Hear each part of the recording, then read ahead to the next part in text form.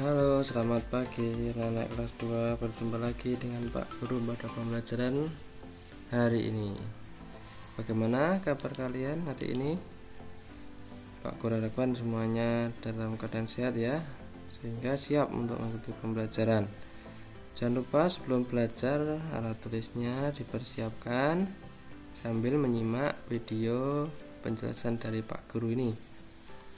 Dan jangan lupa pula untuk berdoa sebelum belajar. Salam sehat dan semangat. Pada kesempatan kali ini kita belajar di tema 6, merawat hewan dan tumbuhan. Di subtema 4, merawat tumbuhan, pembelajaran 5 dan pembelajaran 6. Jadi pembelajaran ini merupakan pembelajaran terakhir di tema 6. Berikutnya nanti kita akan belajar di tema 7. Tujuan pembelajaran hari ini Pak Guru harapkan kalian nanti dapat menyebutkan manfaat aturan dalam kehidupan sehari-hari di sekolah. Kemudian Pak Guru harapkan kalian juga dapat mempraktekkan gerak meliuk sesuai ketukan, dan juga dapat membaca kalimat tanya dengan lafal dan intonasi yang tepat, dapat membuat perbandingan berat dengan berbagai satuan ukuran berat. Kalian perhatikan gambar di sini, yaitu di halaman sekolah.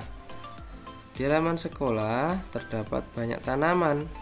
Tanaman itu dirawat dengan baik oleh tukang kebun sekolah. Setiap siswa mendapat tugas merawat tanaman di dalam pot yang terdapat di dekat kelas. Siti, Benny, dan Dayu sedang mengamati tukang kebun bekerja. Kemudian mereka bercakap-cakap. Benny, permisi Pak, apa yang sedang Bapak kerjakan? Lalu tukang kebunnya menjawab, Bapak sedang mencabuti rumput liar di sekitar tanaman, Nak. Lalu Siti berkata, mengapa rumput liar harus dicabuti Pak? Lalu tukang kebunnya menjawab, rumput liar harus dicabuti supaya tidak mengganggu pertumbuhan tanaman di sekitarnya.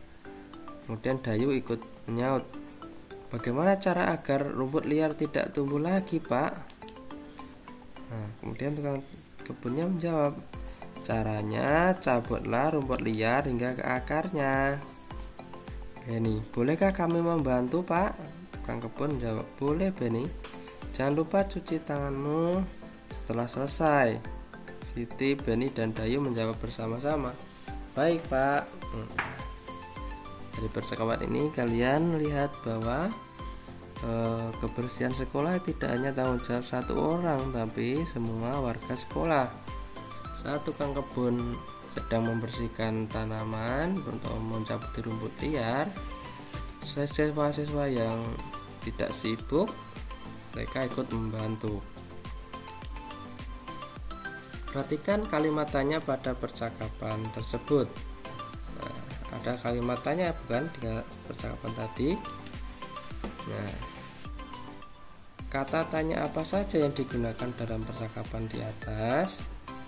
Lalu kata tanya apakah yang digunakan untuk menanyakan sebab dan alasan? Kalimat pertanyaan di percakapan sebelumnya ada kata tanya apa, kemudian mengapa, bagaimana, bolehkah. Itu ada kata tanya. Masih ingat dengan kata tanya bukan? Kemudian kata tanya apa yang digunakan untuk menanyakan cara. Jadi ada kata tanya yang digunakan untuk menanyakan sebab atau alasan, dan juga ada kata tanya yang digunakan untuk menanyakan cara. Apa itu kata tanyanya? Kata tanya mengapa itu digunakan untuk menanyakan sebab atau alasan. Contohnya tadi, mengapa rumput liar harus dicabut? Alasannya karena mengganggu pertumbuhan tanaman. Lalu kata tanya bagaimana digunakan untuk menanyakan cara. Bagaimana? Contohnya tadi adalah bagaimana cara mencabut rumput liar agar tidak tumbuh lagi.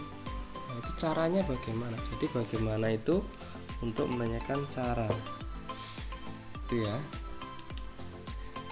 Sekarang ayo coba menggunakan kata tanya mengapa dan bagaimana. Guru beri contoh kata tanya. Nah, di sini ada 4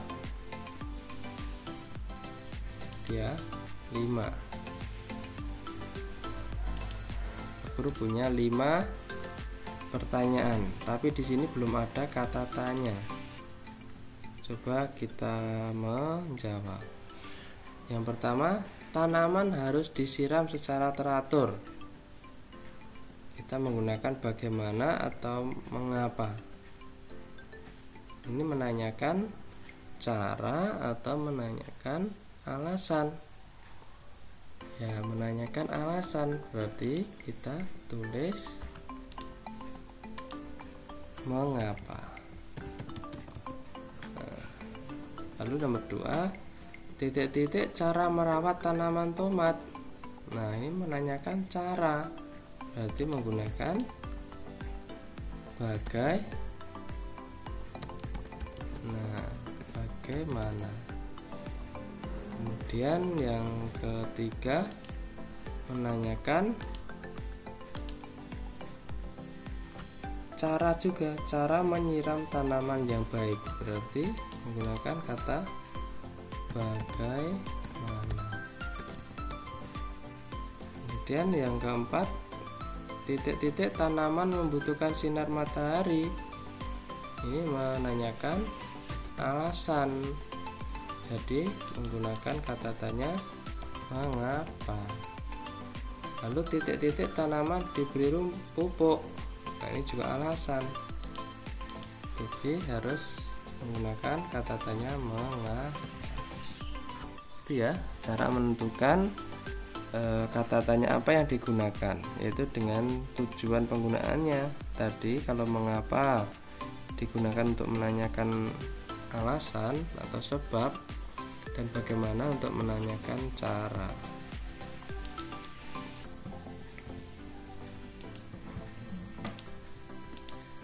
Lalu kalian coba membuat kalimat tanyamu sendiri. Satu kalimat menggunakan kata tanya mengapa, satu kalimat menggunakan kata tanya bagaimana. Kalian tulis juga jawabannya. Ingat hal-hal berikut dalam membuat kalimat tanya. Yang pertama, gunakan huruf kapital pada awal kalimat. Kemudian gunakan tanda tanya pada akhir kalimat, dan gunakan huruf tegak bersambung dalam menulisnya. Jadi kalian buat 2 kalimat tanya sebagai latihan. Yang pertama menggunakan mengapa, yang kedua menggunakan bagaimana. Ingatlah hal-hal berikut tadi. Gunakan huruf kapital pada awal kalimat, gunakan tanda tanya pada akhir kalimat, dan gunakan huruf tegak bersambung. Pernahkah kamu mengamati rumput yang tinggi? Apa yang terjadi jika rumput tersebut tertiup angin? Nah, tentunya rumputnya akan bergerak-gerak. Dapatkah kamu menirukan gerak rumput yang tertiup angin? Nah, mudah ini. Bayangkan bahwa kakimu tertanam di tanah, kemudian badanmu sebagai rumputnya yang tertiup angin. Nah, kalau angin bertiup dari kanan, kamu liukkan badanmu, pinggangmu ke kiri, karena anginnya dari kanan. Lakukan 8 kali hitungan, dari 1 ke kiri, 2 lagi ke kiri, 3 ke kiri.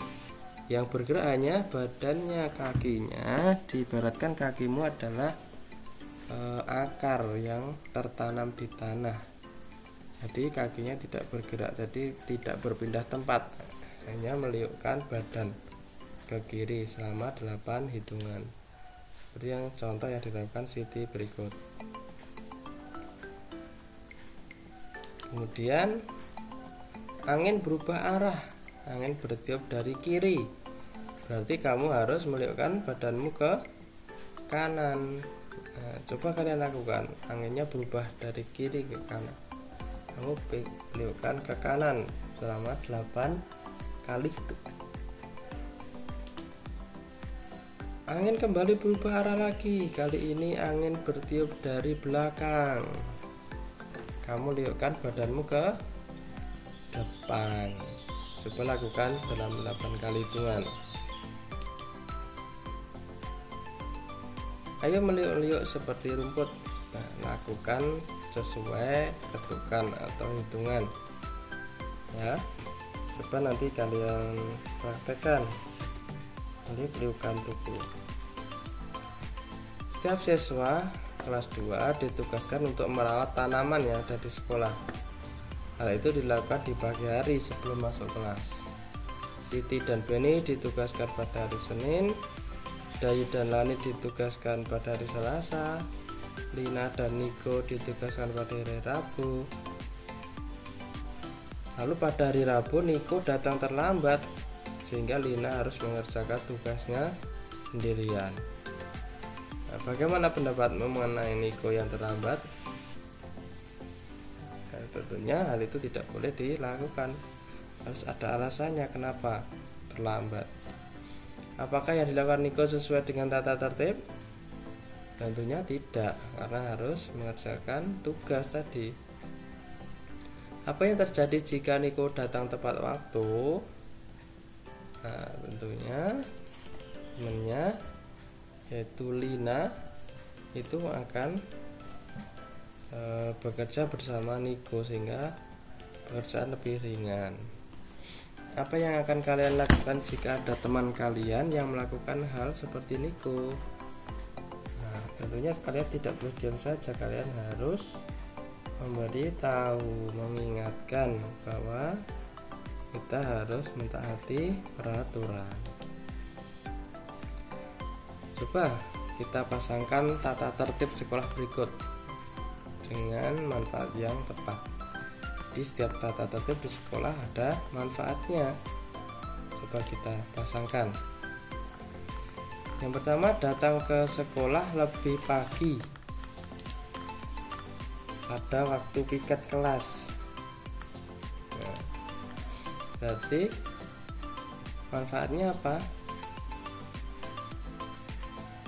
Manfaatnya adalah siswa dapat melaksanakan piket dengan baik.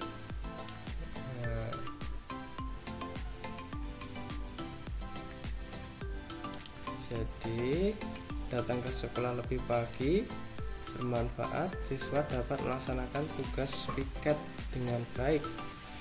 Lalu menyirami tanaman di pot, manfaatnya adalah agar tanaman tumbuh subur. Lalu menyapu kelas, apa manfaatnya? Supaya kelas menjadi bersih dan nyaman untuk belajar. Kemudian menghapus papan tulis, manfaatnya apa? Supaya kegiatan belajar lancar karena guru selalu siap menggunakan papan tulis. Mengatur rak buku di kelas, manfaatnya adalah supaya buku-buku tertata rapi. Itu ya. Ini adalah setiap tata tertib di sekolah itu mempunyai manfaat untuk pembelajaran. Gimana? Sudah tahu? Jadi kita harus mentaati tata tertib di sekolah. Kamu ceritakan pengalamanmu ketika melakukan piket kelas. Kalian ingat-ingat saat di sekolah, apa pengalamanmu saat melakukan piket? Coba kalian tuliskan. Ibu guru mengajak para siswa untuk mengunjungi kebun di belakang sekolah. Di kebun tumbuh tanaman tomat. Tanaman tomat sudah berbuah dan siap dipetik. Para siswa mengamati buah tomat yang sudah dikemas dalam plastik. Nah, di kebun belakang sekolah kita ditanami tomat. Kemudian tanaman ini sudah siap untuk dipetik. Para siswa membagi beberapa tomat dengan berat yang berbeda-beda. Ayo kita belajar menyamakan berat. dengan satuan yang berbeda. Di sini ada satu kantong plastik dengan berat 500 gram. 500 gram itu kalau dijadikan ons, ada berapa ons? 500 gram sama dengan 5 ons, karena satu onsnya 100 gram. Kalau jadikan kilogram, ada berapa? 1 kilogram ada 10 ons. Berarti kalau 5 ons tidak penuh 1 kilogram, itu hanya setengah kilogram, separuh. Setengah kilogram, tidak ada 1 kilogram, hanya setengahnya, setengah kilogram. Jadi 500 gram itu sama beratnya dengan 5 ons. 5 ons sama beratnya dengan setengah kilogram. Jadi ini walaupun satuannya berbeda, angkanya berbeda, tapi beratnya sama, gitu ya. Lalu hasil penimbangan yang kedua, ada tomat yang dibungkus plastik yang beratnya 1 kg. Kalau dijadikan berat ons, 1 kg itu adalah 10 ons. Kalau dijadikan ke gram, 1 kg itu 1000 gram. Jadi berat antara 1 kg, 10 ons, dan 1000 kg itu beratnya sama. Di sini kita lihat tomatnya sama-sama 6 yang besar-besar. 1 kg, 10 ons, dan 1000 gram adalah sama. Lalu hasil penimbangan yang ketiga, ini ada 3 tomat, beratnya 2 ons. 2 ons jika dirubah menjadi gram adalah 200 gram, karena 1 ons 100 gram, 2 ons 200 gram. Lalu jika dirubah ke kilogram, tidak ada 1 kilogram, karena 1 kilogram itu 10 ons atau 1000 gram. Jadi ini hanya 1/5 atau 1/5 kilogram beratnya. 2 ons atau 200 gram atau 1/5 kilogram itu sama beratnya. Hasil penimbangan yang keempat, ada 4 tomat dengan berat 5 ons. 5 ons itu jika dirubah ke gram, ada salah di sini, harusnya adalah 500 gram. Nah, di sini juga salah. Nah, ini Pak Guru rubah dulu. Jadi di sini adalah 5 ons itu 500 gram. Jika dijadikan kilogram, 1 kilogram itu 1000 gram. Berarti kalau 500 gram hanya setengah kilogram. Gitu ya. Nah, ini sudah betul. 5 ons adalah 500 gram atau setengah kilogram. Ini adalah sama beratnya. Sekarang coba kalian bandingkan berat tomat dengan tanda lebih besar, lebih kecil, atau sama dengan. Nah, tadi ada tomat dengan berat 5 ons, ada 500 gram, 1 kilogram, dan 2 ons. Nah, kalian beri tanda 500 gram dengan 1 kilogram, itu tandanya adalah apa? 500 gram tadi ada berapa kilogram? Hanya setengah.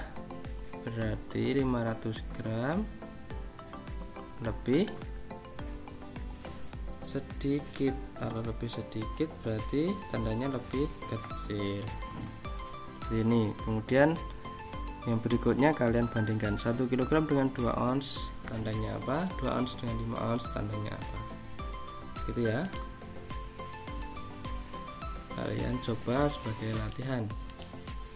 Akhirnya pembelajaran hari ini cukup sampai sekian. Jangan lupa tugas-tugas tadi kalian kerjakan sebagai latihan. Jika ada kesulitan bisa ditanyakan ke Pak Guru. Antara lain tugas tadi adalah membuat kalimat tanya dengan kata tanya mengapa dan bagaimana, lalu melakukan gerakan meliuk, lalu menceritakan aturan saat piket, dan yang terakhir membandingkan berat benda. Sampai jumpa di pembelajaran selanjutnya, yaitu di tema 7. Salam sehat dan semangat.